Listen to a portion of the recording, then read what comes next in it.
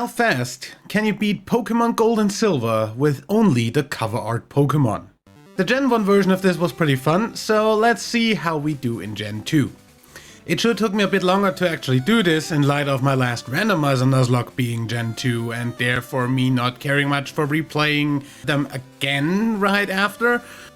But here we are anyway, so let's go over the rules real quick. We can only use the respective cover art Pokemon for each game, Lugia for Silver and Ho-Oh for Gold. We can catch other Pokemon to use for HMs, but they can never be used in battle. No items in battle except for held items and Pokeballs for catching HM mons. Items outside of battle are allowed, and no glitches or exploits. As with every challenge, I write the script as I play through the games, so this has been written before I start.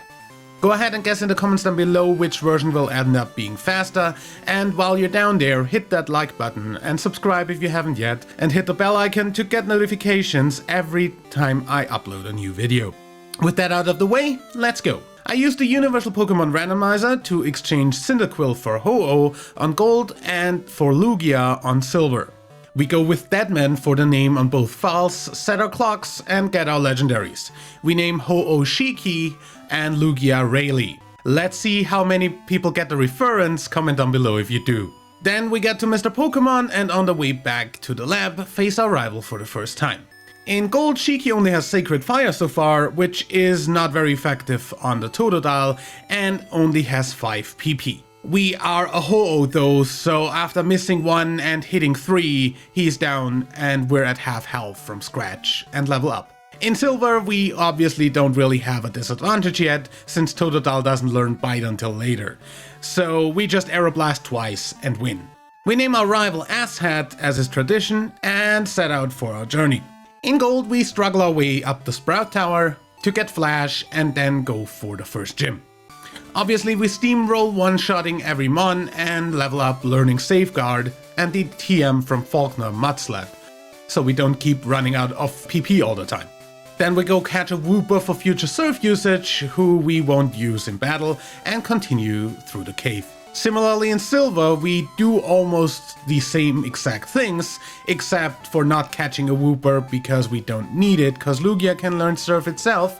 We do get a Bellsprout for cut usage later though, and other than that, this is pretty much straight up a mirror of the Gold run of this segment. Meanwhile, we're over in the next town on Gold, getting Team Rocket out of the Slowpoke well, then we burn Bugsy's bugs real quick and go for rival fight number 2. Ghastly's out first, so we Mudslap twice to kill, while Lick does hardly anything to us. Croconaw is next, and I go for Mudslap once to lower the accuracy, and then switch to Sacred Fire. It does miss Water Gun twice, and so we take it out. Zubat is last and feigns to a single Sacred Fire onwards to Goldenrod. In Silver, we lose a little bit of time by having to use up all of our Safeguard PP to struggle, even though we had Mudslap.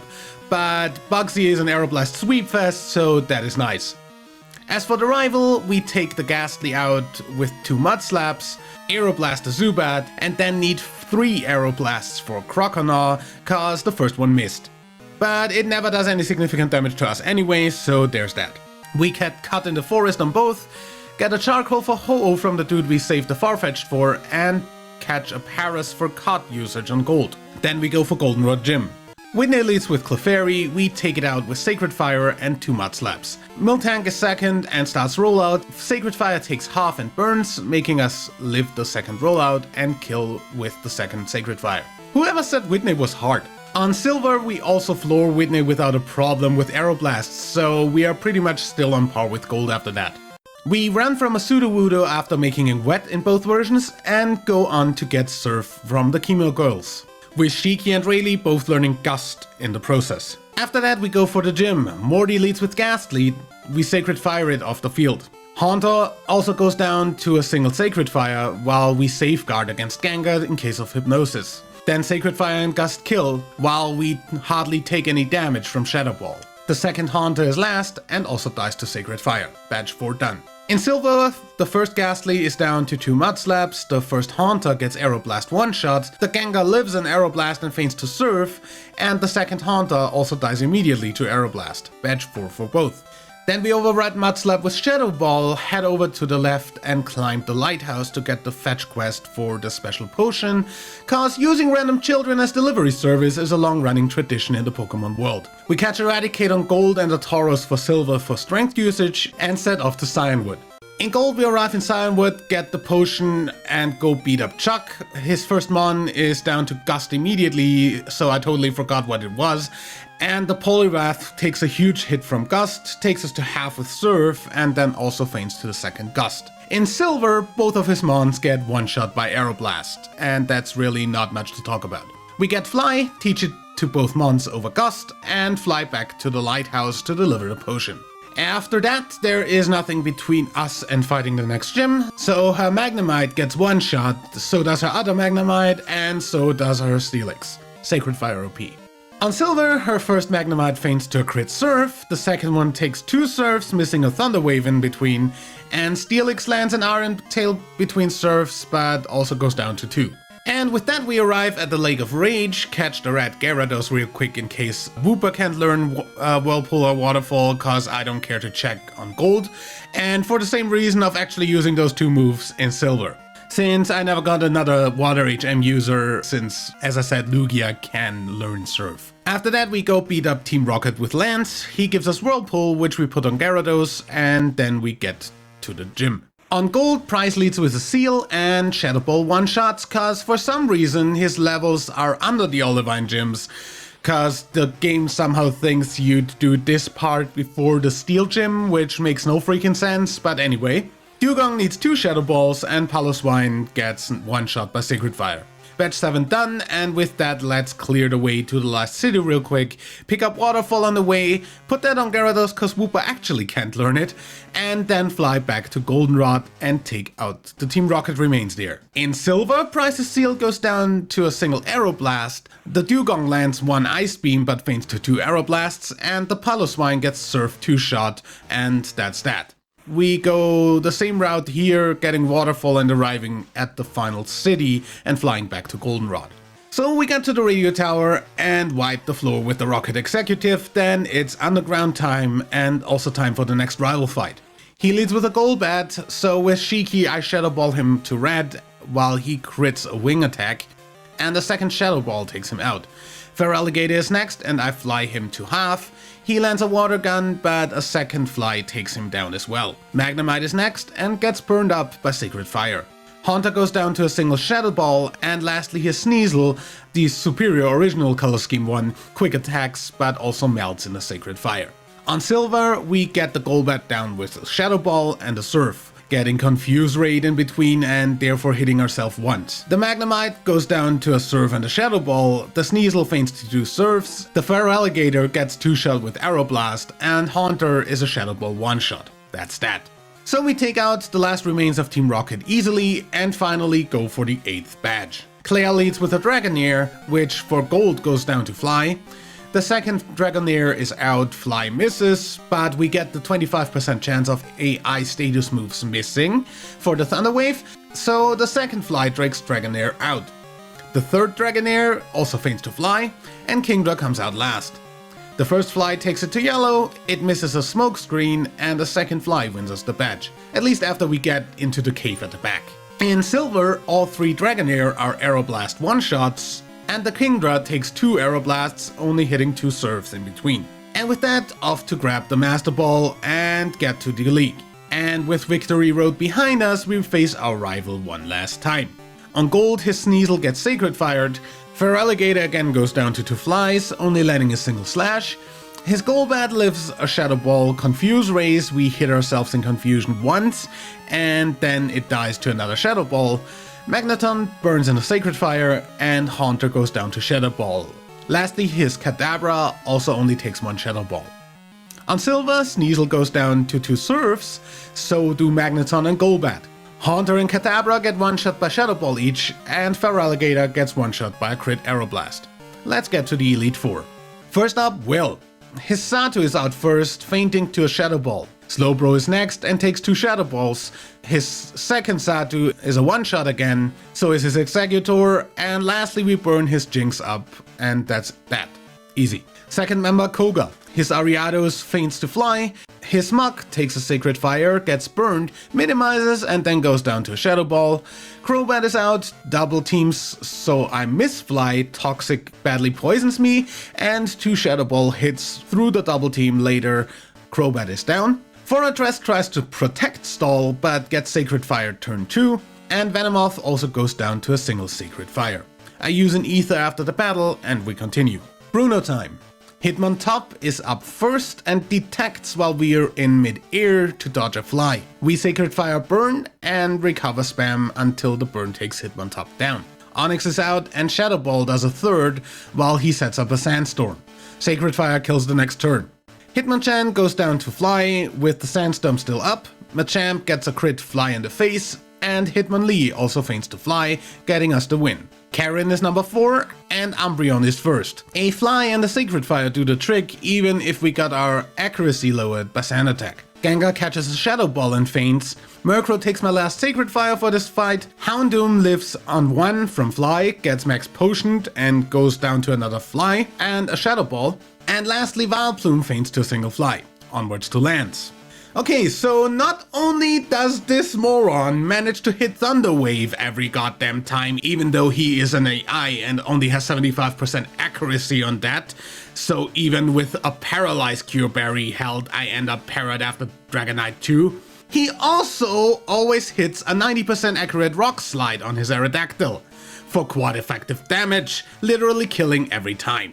While we have next to nothing to attack it, cause it's physically bulky and resists fire.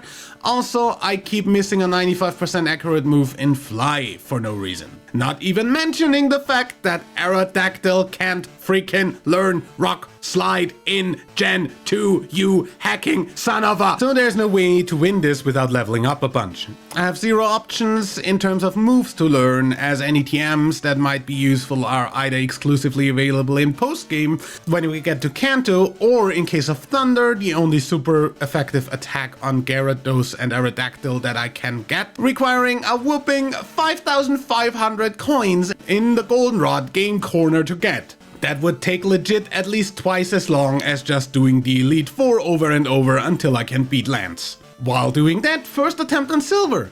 The Psychic types are obviously no problem, as we have Shadow Ball and we are also resistant to Psychic, as we are a partial Psychic type ourselves. So we end up two-shotting them all, while only taking minimal damage.